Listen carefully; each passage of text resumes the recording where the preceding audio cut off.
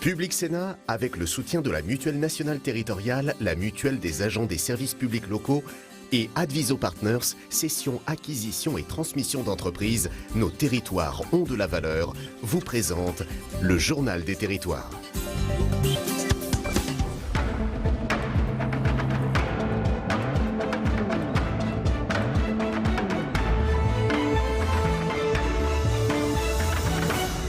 Bonjour à tous et bienvenue dans notre émission. Une édition spéciale ce matin au lendemain de l'intervention d'Emmanuel Macron qui s'est adressé aux Français depuis l'Élysée suite à la crise des Gilets jaunes. Tout au long de cette émission, les réactions et les analyses avec nos partenaires éditorialistes en région. À Bordeaux, vous allez le voir, Sud-Ouest TV7 Yves Arté.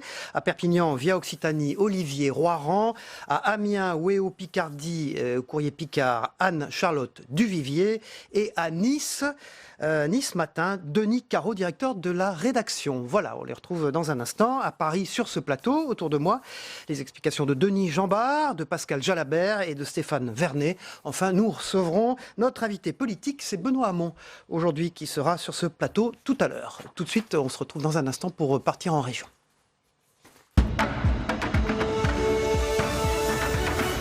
Ce discours était présenté comme décisif pour le président, confronté à la crise politique la plus grave depuis le début de son quinquennat, il y a 18 mois.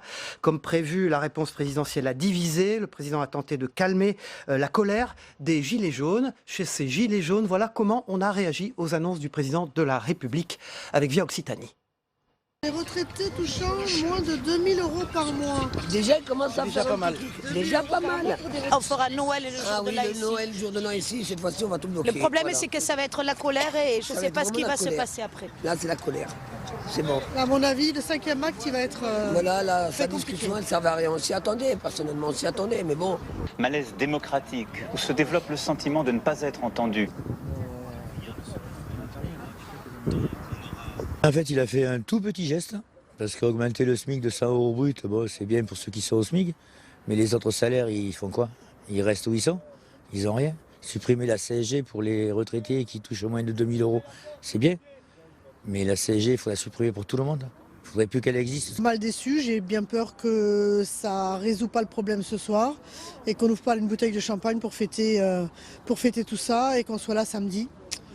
Et peut-être plus, et peut-être à Noël, et peut-être au jour de l'an. Donc c'est bien dommage parce que je pense que c'était pour lui le moment fatidique de son mandat pour annoncer des choses importantes et remonter dans la popularité des gens.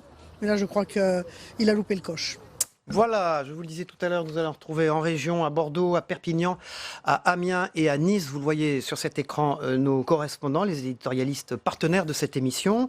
Et puis en plateau, Denis Jambard, Pascal Jalabert et Stéphane Vernet dans un instant. On va tout de suite se rendre à Perpignan où se trouve Olivier Roiran de Via Occitanie. Bonjour Olivier. Une région où les Gilets jaunes souhaitent poursuivre le mouvement. Ils ne sont pas prêts de s'arrêter, Olivier. Bonjour. Bonjour Cyril, oui, on l'a entendu, les premiers retours du terrain que nous avons des Gilets jaunes en Occitanie indiquent effectivement que beaucoup ont été déçus, choqués, même notamment par la confirmation qu'il n'y aura pas de retour de l'ISF. On a entendu des réactions à Nîmes notamment.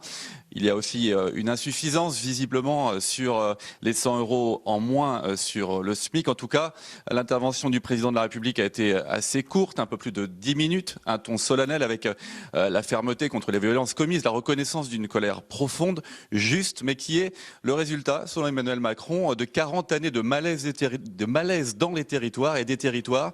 Le président parle enfin, dirons-nous, à certains, dirons-nous, aux habitants de nos régions. Ça, c'est le constat du président, les yeux dans les yeux, avec des formules choc, état d'urgence économique et sociale qui ressemblent plus à des éléments de langage. C'est un peu de la communication. Ensuite, il y a un mea culpa assez clair. Enfin, la méthode qu'Emmanuel Macron entend changer, un large débat au niveau national, je vais y revenir.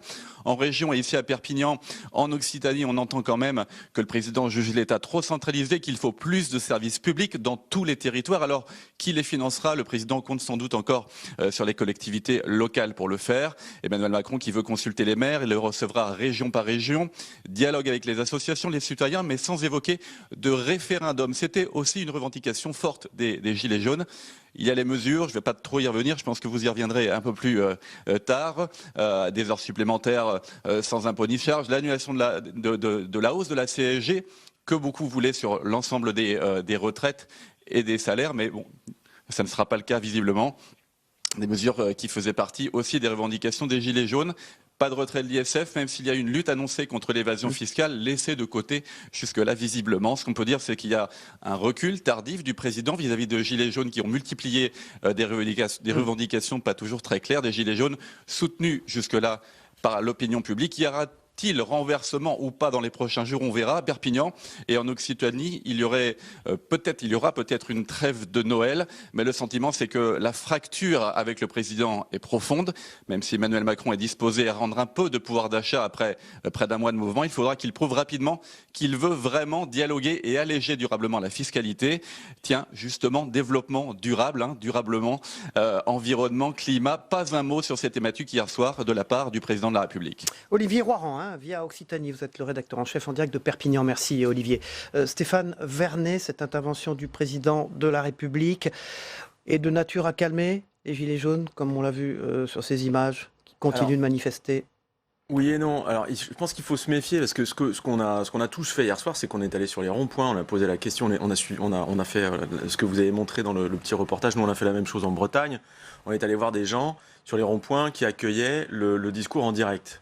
Le problème, c'est que les gens qui restent sur les ronds-points là aujourd'hui en ce moment, c'est les plus radicalisés. En fait, c'est ceux qui ont décidé qu'ils lâcheraient rien et donc qui attendaient la parole du président, comme tous les Français, mais qui ont un niveau d'exigence très très fort. Et que cela n'ait pas été convaincu, c'est juste normal. On pouvait difficilement s'attendre au contraire. Est-ce que la parole présidentielle aura porté auprès des autres, c'est-à-dire y compris des Français qui soutiennent le mouvement des Gilets jaunes, qui sont majoritaires aujourd'hui, mais qui ne sont pas forcément dans une démarche aussi revendicatrice, aussi poussée? Après, dans le propos d'Emmanuel Macron, il y a une douzaine de minutes, moi je dois dire que quand je l'ai regardé et en l'écoutant, je me suis dit, voilà, je l'ai trouvé plutôt bon, je trouvais qu'il annonçait des choses assez fortes.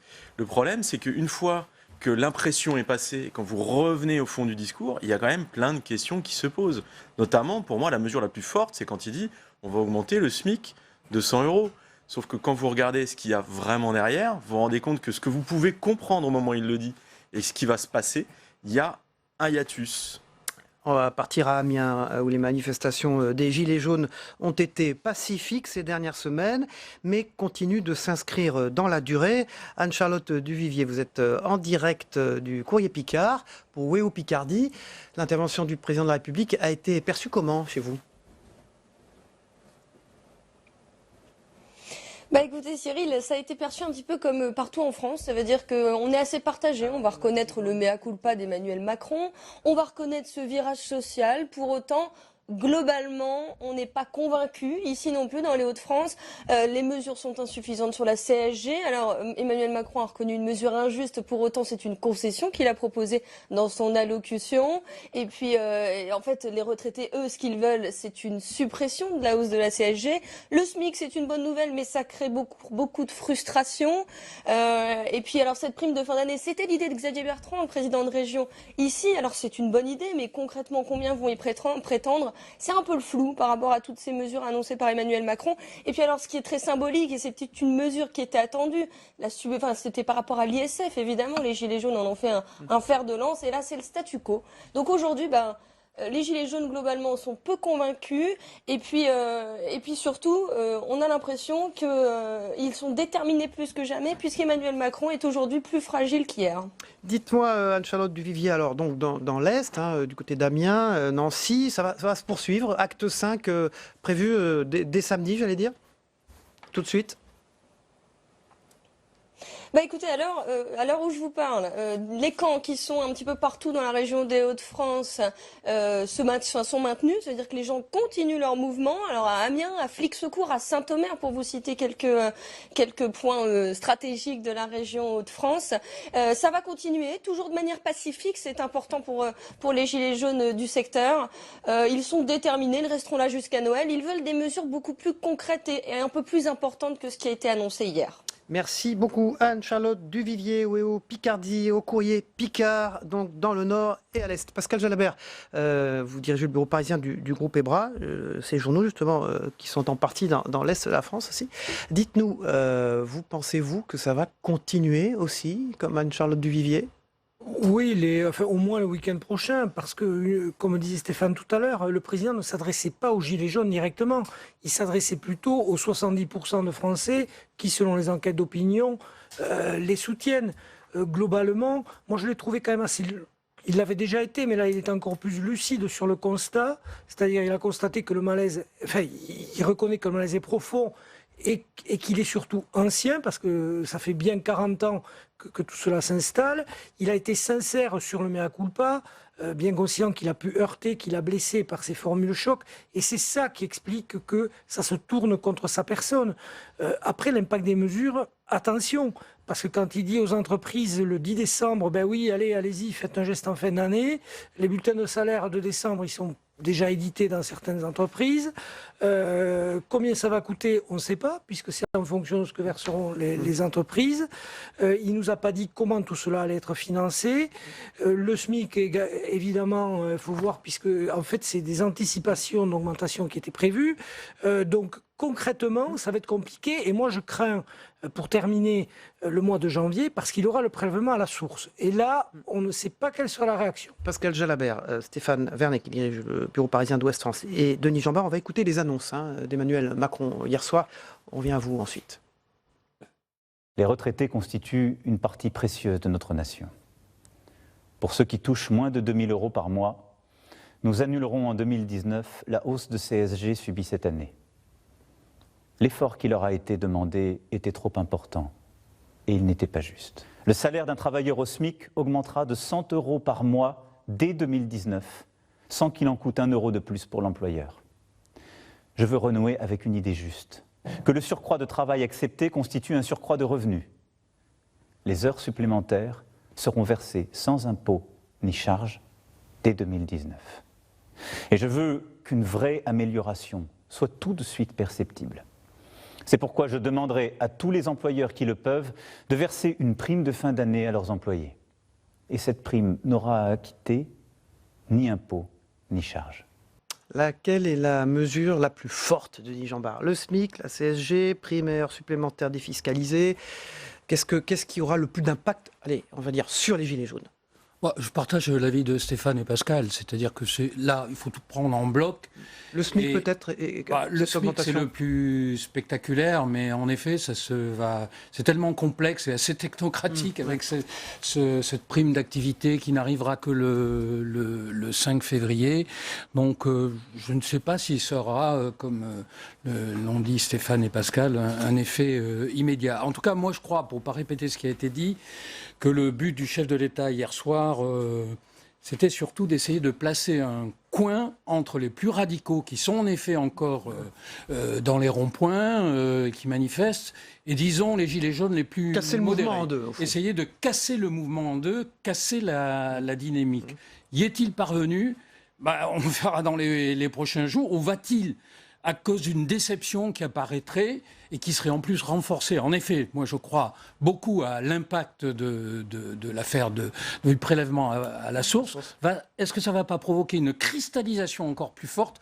C'est ça, moi je n'ai pas la réponse aujourd'hui. On voit bien sa stratégie qui s'accompagne quand même, il faut le dire, d'un changement complet de cap. S'il y avait un cap. Je crois que les gens ne percevaient pas le cap du chef de l'État. Enfin, on peut dire que le cap, c'était la compétitivité de la France. Là, on bascule complètement dans le social. Il ne faut pas oublier que ça va quand même coûter 8 à 10 milliards, ces mesures-là. Denis Caro, qui est directeur de la rédaction de Nice Matin. Vous êtes éditorialiste dans ce quotidien régional, étant en direct et en duplex de Nice. Denis, vous aviez, initié avec la rédaction de Nice Matin un dialogue entre élus du Sud-Est et Gilets jaunes. Vous allez continuer, là ? Il va y avoir besoin de faire de la pédagogie de l'intervention présidentielle ? Il va y avoir besoin de faire de la pédagogie, effectivement, et ce ce dialogue que nous avons initié, il va falloir le poursuivre et ça va pas être forcément évident. Comme le disaient Stéphane et Pascal, il y a un effet déformant des réactions que nous avons recueillies les uns et les autres hier sur les ronds-points. Très difficile de trouver des gilets jaunes qui consentent à reconnaître que les mesures annoncées par Emmanuel Macron vont dans le bon sens. Ils attendaient autre chose. La plupart n'ont même pas écouté. Ils attendaient la démission d'Emmanuel Macron, la dissolution de l'Assemblée nationale, l'annonce d'un référendum, mais ils jugent insuffisantes toutes les mesures qui ont été annoncées hier. Et effectivement, le vrai juge de paix maintenant, c'est le reste de l'opinion, c'est les gens qui soutiennent les gilets jaunes, mais qui s'inquiètent de la violence qu'ils ont vue ces dernières semaines à Paris et dans certaines villes de province, qui s'inquiètent aussi des conséquences économiques du mouvement qui commencent à se voir ici ou là. Il y a des stations-service fermées dans les Alpes-Maritimes et le Var. Donc je pense qu'on va vers une radicalisation du mouvement chez les gilets jaunes qui occupent des ronds-points. Et on voit par ailleurs une autre partie des gilets jaunes qui essaie de se structurer. C'est le cas à Toulon où ils ont loué une salle pour se réunir demain, ouvrir un cahier de doléances. Donc on va voir comment tout cela évolue, mais cette radicalisation, je pense qu'aucune annonce n'est de nature à l'apaiser. Merci. Denis Caro, en direct de la rédaction de Nice Matin. Vous en êtes le directeur. Stéphane Vernet, Pascal Jalabert, Denis Jeanbart.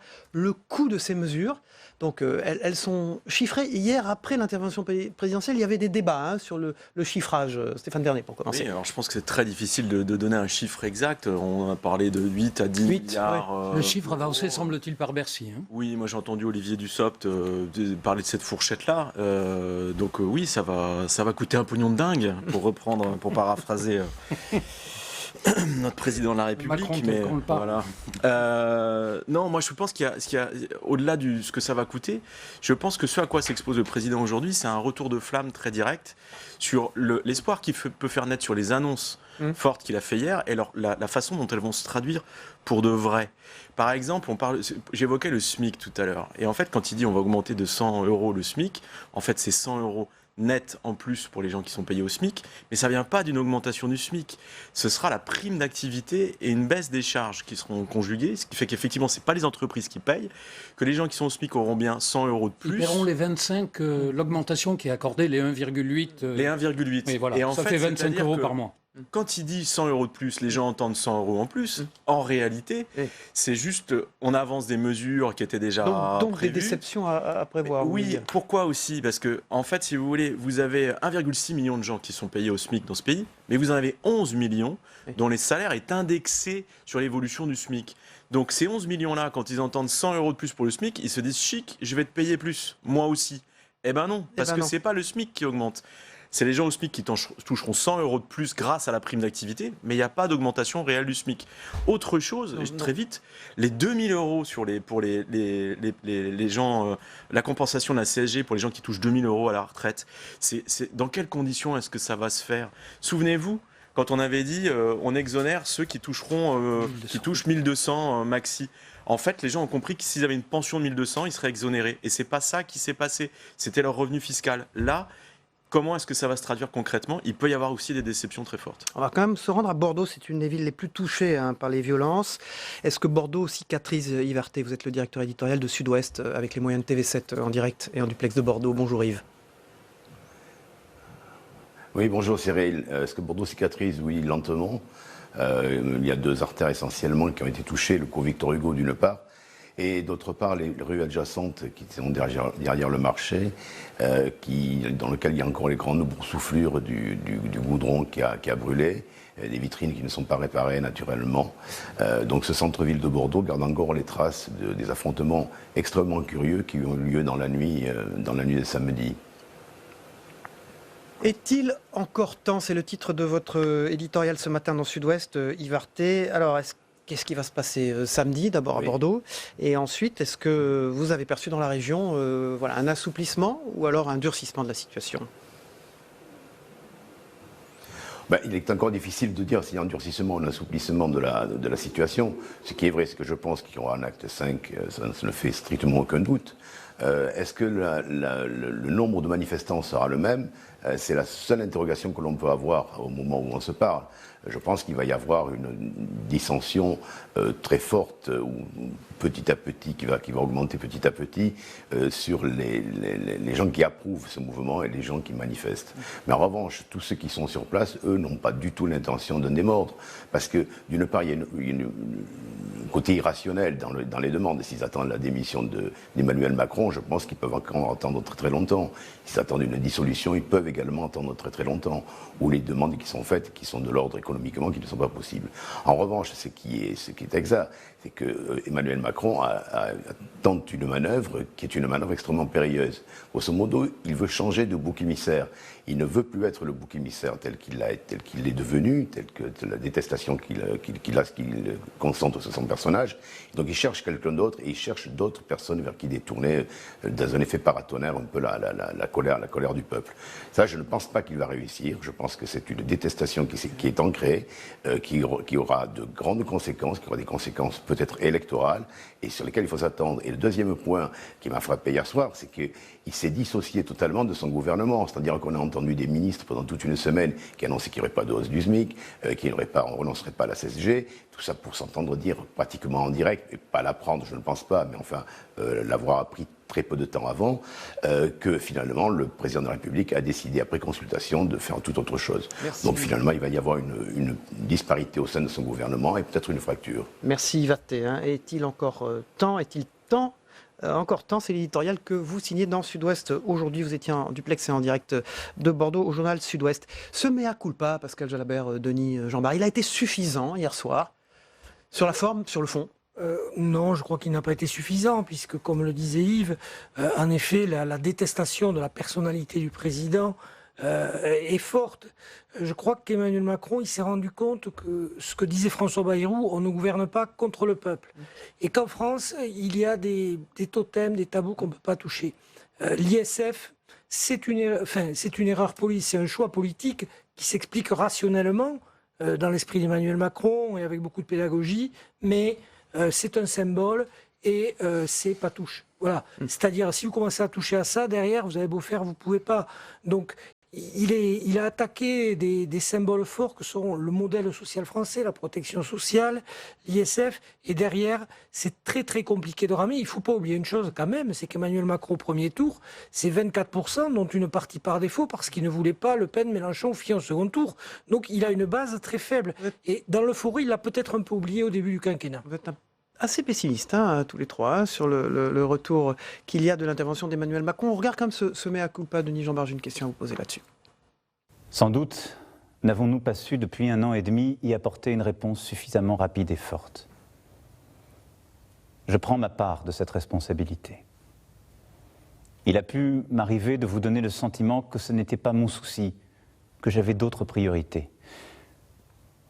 Je sais aussi qu'il m'est arrivé de blesser certains d'entre vous par mes propos. Ça vient trop tard, Denis Jeanbart? Oui, je ne comprends pas d'ailleurs qu'il n'ait pas tiré les leçons d'histoire. Quand vous examinez 60 ans de vie politique sous la Ve République, il y en a eu beaucoup de crises violentes, dures, peut-être pas de cette ampleur en dehors de mai 68, mais les pouvoirs ont toujours capitulé. Toujours. Or, s'il avait tiré une leçon rapide du passé, de l'ancien monde, disons, eh bien, il aurait tenu un discours d'ailleurs qui aurait permis de beaucoup moins céder au bout d'une semaine.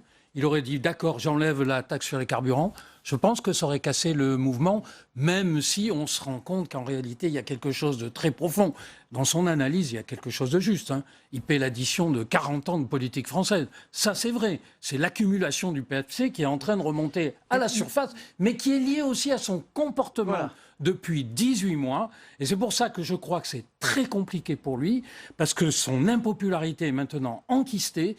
Et disons, il est dans une situation, on le dit d'ailleurs, tous les présidents qui l'ont précédé depuis l'instauration du quinquennat, au bout de 18 mois, c'est terminé. Mais lui, il a une crise terrible sur le dos et je ne vois pas comment lui, personnellement, va pouvoir rebondir. Il peut tenir, mais rebondir, c'est difficile. Je vous poser une question. Pascal Jalabert, Stéphane Vernet, comment il peut rebondir aujourd'hui? Très vite. Allez, Pascal Jalabert, tout de suite. Difficilement, parce qu'il a reculé sur la taxe des carburants et ça n'a rien calmé. Il prend des mesures sociales, je ne suis pas sûr que ça calme non plus. Moi, je crois qu'il est, comme ses deux prédécesseurs, et même comme Jacques Chirac, puisque tout le monde savait qu'il ne se représenterait plus, le quinquennat, il va s'achever au bout de 2 ans. Hollande a vu son ras-le-bol fiscal, Sarkozy a un problème avec sa personnalité et la crise. Son bouclier, la crise et le bouclier fiscal aussi, qu'il avait quand même pas mal plombé. Et là, ça devient compliqué pour lui. Donc les 3 années vont être longues. Stéphane Vernet. C'est le grand drame du pays, c'est-à-dire qu'on risque d'avoir encore un quinquennat pour rien, un de plus. Je ne vois pas effectivement comment Emmanuel Macron va pouvoir conduire les grandes réformes qu'il appelle de ses voeux et qui nous attendent dans le contexte qui est celui d'aujourd'hui. Après, il peut avoir une chance, entre guillemets, puisque c'est quand même quelqu'un d'assez chanceux, c'est qu'on entend les Gilets jaunes dire qu'ils vont monter une liste aux européennes. Il était promis, En Marche aux prochaines européennes, est clairement promis à une très grande veste. Ils sont promis à un gros revers électoral, on ne va pas se mentir. Si vous avez une liste Gilets jaunes qui se monte, et ce qui est une possibilité, je trouve que c'est plutôt quelque chose de bien pour la démocratie. Voilà une expression intéressante. Mais qu'est-ce qui va se passer ? En fait, les gens qui voteront pour cette liste, potentiellement, ils vont surtout prendre des voix à Marine Le Pen, au Rassemblement national, et à Jean-Luc Mélenchon, à la France insoumise. Mécaniquement, ça va permettre en pourcentage à la République en marche de remonter et peut-être d'éviter une déroute aux prochaines élections intermédiaires. Quand on dit qu'il a de la chance, je pense qu'il n'a pas beaucoup de chance. Parce que quand vous regardez les chiffres du FMI, en réalité, il n'a pas une conjoncture internationale qui va le servir. Qu'est-ce qui pourrait le sauver ? Une conjoncture qui flambe et tout d'un coup une croissance formidable qui lui permettrait de redonner du pouvoir d'achat aux Français. Ça, c'est terminé. Très vite. Parce il ne faut pas oublier que la France est dans la situation de tous les pays européens, ou pire, en situation d'ingouvernabilité, avec un paysage politique très émietté. Alors le système présidentiel évite à Emmanuel Macron de devoir composer comme le font les autres dirigeants, mais la réalité, c'est qu'aujourd'hui, il n'y a plus, dans les grandes démocraties, de pouvoir majoritaire qui peut tout décider. Moi, je voudrais ajouter qu'on a un décembre noir pour l'Europe, parce que vous avez ce qui se passe en Angleterre, vous avez Angela Merkel qui est sur le chemin de la sortie, et maintenant celui qui voulait s'affirmer comme le leader de l'Europe, qui est absolument à terre, en tout cas avec déjà un genou, voire 2. Merci Denis Jambard, éditorialiste à Nice Matin à Challenge, Stéphane Vernet qui dirige le bureau parisien de Ouest France et Pascal Jalabert qui dirige le bureau parisien du groupe EBRA, les 9 journaux de la presse quotidienne régionale. On passe à la météo des territoires. On regarde le temps qu'il fait en France, on se retrouve après. La météo vous est présentée par l'Assemblée des départements de France.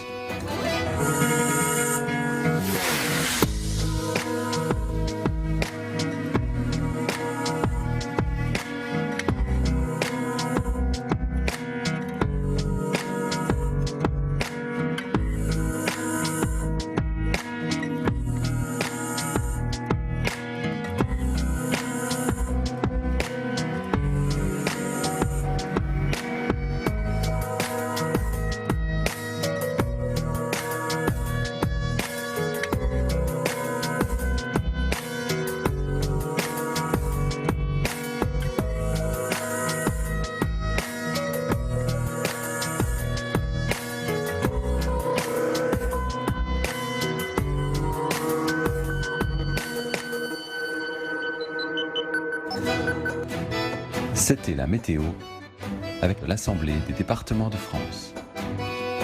C'est Benoît Hamon qui nous rejoint sur ce plateau dans un instant, le fondateur de Génération S et notre invité politique. Tout de suite, on va regarder ce qui se passe du côté du monde avec le ZAP Monde, avec les 159 représentants d'États qui se sont réunis à Marrakech pour signer le pacte mondial sur les migrations. À tout de suite. Public Sénat, avec le soutien de la Mutuelle nationale territoriale, la Mutuelle des agents des services publics locaux et Adviso Partners, cession, acquisition et transmission d'entreprises, nos territoires ont de la valeur, vous ont présenté le Journal des territoires.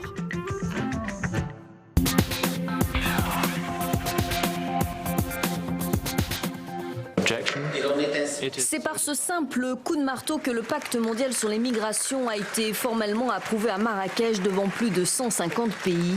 Il s'agit du premier document global de l'ONU sur le sujet et même s'il est non contraignant, il a déchaîné les passions. Selon ce texte, les migrations sont inévitables. Il faut donc qu'elles soient régulées et sécurisées. The compact only reaffirms that migrants should enjoy human rights. Un catalogue de bonnes intentions, mais pas beaucoup plus. Le peuple attend d'explorer les chemins d'une paix durable. La violence en République démocratique du Congo, c'est assez. Trop, c'est trop. La paix maintenant. Je vous remercie.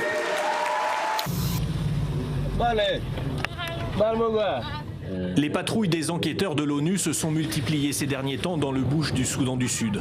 Des rapports venus d'ONG signalent une vague massive d'agressions sexuelles et de viols sur plus d'une centaine de femmes.